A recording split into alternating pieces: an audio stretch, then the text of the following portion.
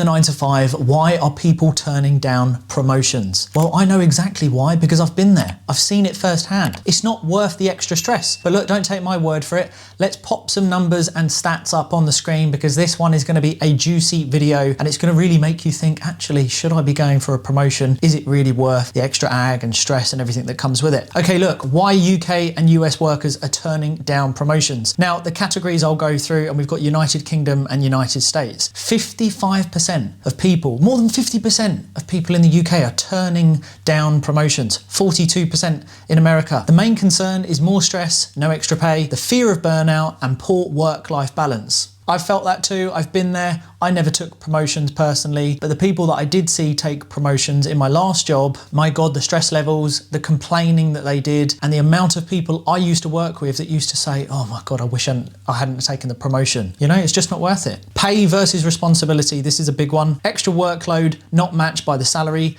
No clear financial benefit for extra pressure. Mental health, strong priority post-COVID, key reason for rejecting higher roles, leadership appeal, low interest in managing others, and there's a lack of trust in corporate leadership. There is no trust in corporate senior management and leadership. There's no trust. You can't even trust your co-workers. That's the God's honest truth. And career preference. Lateral growth or skill building roles preferred, remote work, freelancing, or entrepreneurship favoured. That's what I'm backing. Before we go into some other statistics, let me just give you a little breakdown, right? I did this earlier, so hopefully you can see it, right? I'm gonna hold that like that. I'm gonna get my trusty pen. So if you're on 30,000, this is what, I mean, I was aware of this, but this is just, you know, to break it down for you. If you're on 30,000, right, we're basing this on the UK, £30,000, tax, national insurance, 5,691.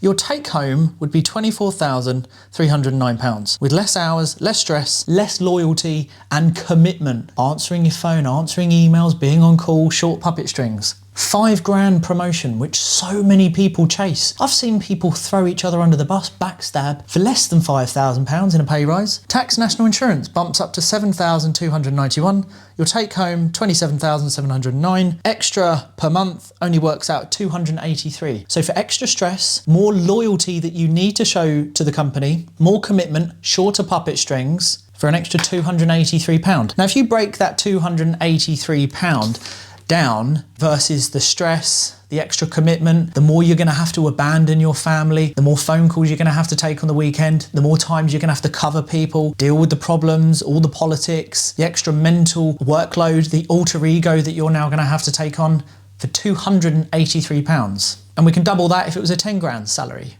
It's just not worth it. That £283 extra a month, my God, go start your own business. You make more than £283 without any of the stress. And to those people who say business is stressful, no, it's not if you're running your own business, because you mitigate stress. It's like training in the gym. The bigger the muscles, the stronger you get, the more you increase your bone density, the toughness of your body, the resilience, you're able to deal with that in order to make more money, right? So look, let's go through some more numbers. Promotion regret. I have seen so many people that want to go back to their previous role as assistant, supervisor, whatever they were before, but they can't. It's too late now, and if you want to go back, you want to go for a demotion, consider that beginning of the end. They will try and get you out. So once you go up, you can never go back. But let's pop it up on screen. So the hidden costs of climbing the corporate ladder. 43% of managers felt unprepared for their new role. The source detail of that one was career builder Harris Poll. Now 60% of first-time managers fail within the first 2 years. That is absolutely God's honest truth. I've seen so many managers. I've had around about 11 managers in my employment career. Many failed, and they either got fired, gross misconduct, they left, they pivoted, they moved sideways, lateral, but they never were truly successful. There's a couple that were okay, but a lot of them do fail. That was from CEB Global. Nearly 50% of newly promoted leaders regret the decision. Deloitte Human Capital Trends, and 1 in 5 employees say promotions hurt work-life balance, don't they just? And we'll talk about this a little bit more in a minute. That was from Gallup Workplace Survey, which is one of the biggest in the world. And then finally, 38% reported lower job satisfaction after promotion, Harvard Business Review.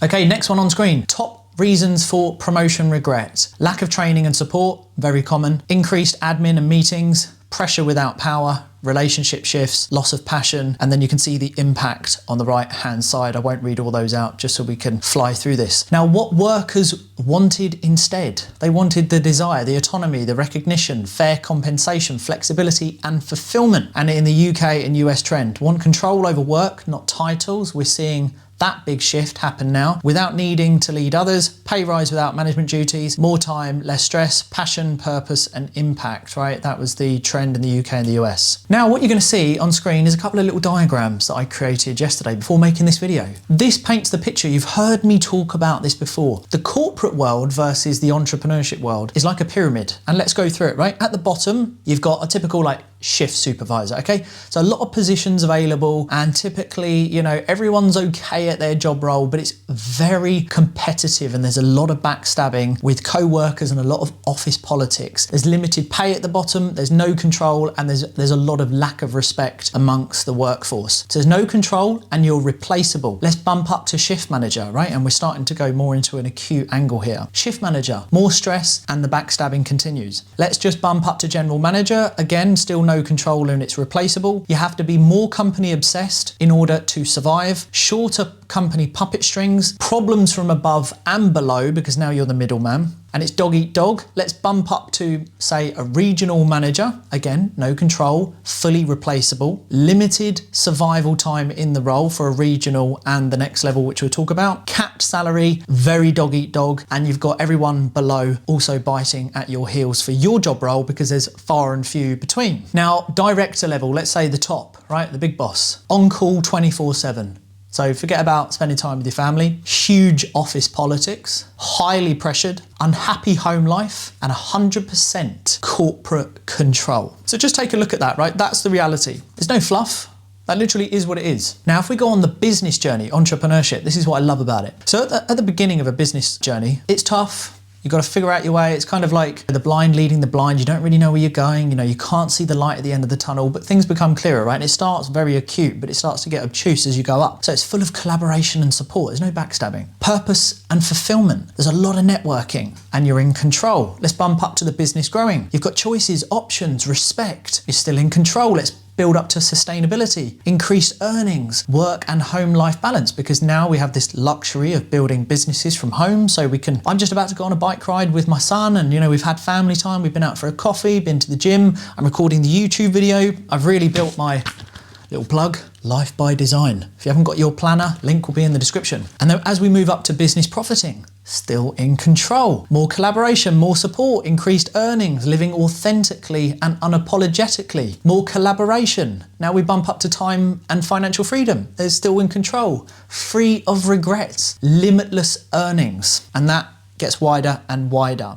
Okay, so it continues. Now, what I do want to cover off is some of my own experiences, what I've seen, because that's kind of where we can bring in the reality. We're in a world right now, including this video, where there is a lot of information online. So I feel that it's not just Gen Z, it's millennials, and it's even some boomers that have woken up and are moving with the times, is that we realize that we actually want more freedom. We are realizing that life moves very quick. We only have a certain amount of time with our children. We only get 18 years with our children. 18 birthdays until they're an adult. And I think people are realizing, due to the amount of information online, is that there's not a fair exchange of time, which is making people sit back and think, actually, we are in a rigged system, because we've only come to realize all of this. And it's become very apparent over the last 10, 15 years that, especially post-COVID, that actually I don't want to give all my time away to a corporate company that will just get rid of me despite loyalty, despite years served, despite making the company X amount of money, despite the amount of promotions. It only takes a company restructure, some tweaking here and there, and profit and loss, and the company's not performing so well, and all these loyal employees have to be let go to regain and recoup that income, right? And people are wanting to spend time. We were having a conversation, me and my partner, about our son this morning, and we were saying, we've really got to cherish, he's 12 now, and we've really got to cherish that time.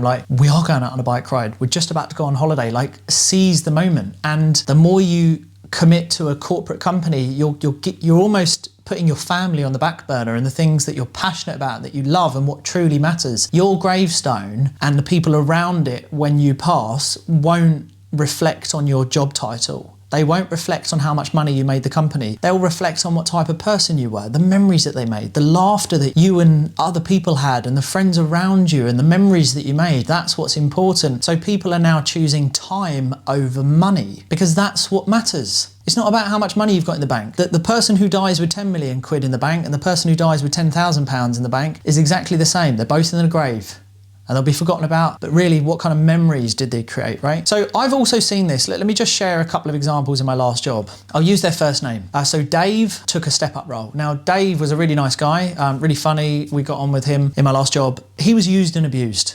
Like literally used and abused. We moved from a couple of sites and he stayed as a step up role. He was the dog's body for, I think he must have been one of the longest step up roles or dry promotion, as some of you might know it. I would say for at least 2 years. I think he got an extra 25p per hour, but he was on call, he was stressed out, he gained a lot of weight. He openly said how unhappy he was. He was literally the dog's body, like he was, the whip was always being cracked on him and he was so unhappy. And I have to say, I didn't feel sorry I kind of did feel sorry for him, but at the same time I was a little bit like, you've made your bed, now lay in it or speak up. Like you're complaining to all of us about it, but address it. However, there is a flip side to this. If he were to address the problem and say, I don't want this step up role anymore, he would also be seen as disloyal to that company and that actually, Dave, do you not want this? Are you not committed to us? And also he was taking such a workload off the managers above him, they didn't want him to go anywhere. Maximum output, minimum pay. The sweet spot for management, sweet spot. They're not having to hire anyone because, a manager had left. That's why there was a dry promotion available. He took it in thinking, well, he was gaslit in thinking he was going to get this next promotion in this short-term period. Never got it. 2 years later, was bummed out, then bounced back down to his position. And, he was just fuming. I mean, it was a bit of a joke. He used to punch these filing cabinets and used to dent them where he was so angry. Christian used to work nights. He did about 2 years as a step-up role in all these meetings, had to come in on his days off, would work nights. He was doing like 15, 16-hour days, which I don't believe was legal at the time, but it was very hush-hush. He was working an entire night as an operations manager and then showing up in the morning to do long handover meetings and then come in later on in the afternoon to do like regional meetings on this like dongle where different managers would meet to discuss metrics and all this kind of stuff. I mean, it's just mad. But again, always complaining about it. But soon realised that he was again used and abused. So I've seen it firsthand. So the problem is, as soon as you put your hand up and you accept it, and you're naive, maybe a bit immature, or you haven't learned from experience or from the mistakes, it's also very hard to come away from it. A promotion is more responsibility, but it's the same cage. So just think about that. As soon as you go to accept a promotion, you're moving lateral. You're not even moving up. You're moving into a lateral, higher pressured position in the exact same cage that you were before for very little pay. Now, here's the thing. Let me get you thinking about this. Someone said to me, I think I mentioned this in another video, Aaron, if someone offered you 3 million quid a year as a salary, would you take it? Not in a million years. Would I take a £3 million salary? Could you imagine the stress for 3 million quid? Look at the stress of the COO of Boeing, got paid like 32 million. Would I want the stress of the COO of Boeing? No, I'd rather earn 49 grand a year, my own little sole trading business, ticking over, making memories, 2 holidays a year, meals out a couple of times every month, working at home, autonomy, systems, processes, making a profit in P&E, profit and expense rather than profit and loss, no boss above me, no one to answer to, building automated marketing, systems and VSOPs where I can just streamline everything and just pretty much tick over and make money to pay the bills and live a life by design. Yeah, I'd rather choose that over what am I going to do with a gross salary of 3 million quid? You don't take that, you walk away with 1.1. What am I going to do with that?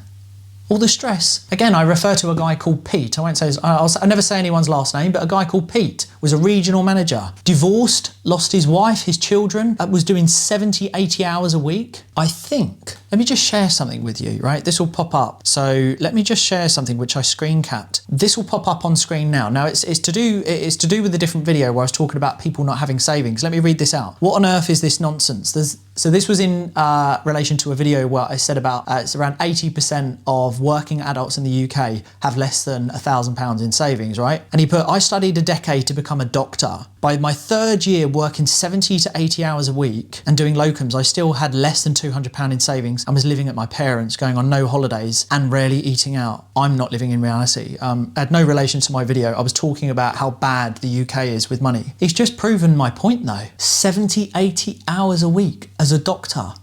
What was the point in university?